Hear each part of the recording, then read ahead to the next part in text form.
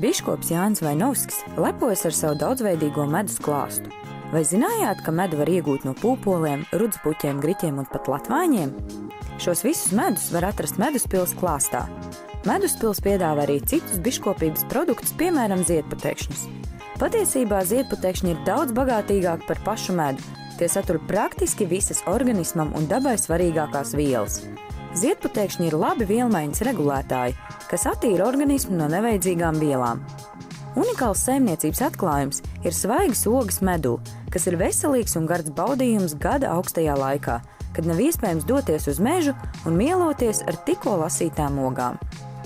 Šo maisījumu klāsts ir diezgan bagātīgs, sākot no Latvijas lepnuma dzērvenēm un beidzot ar rūgdenajiem pīlādžiem. Meduspils moto – sāc dienu ar medus karoti vienu.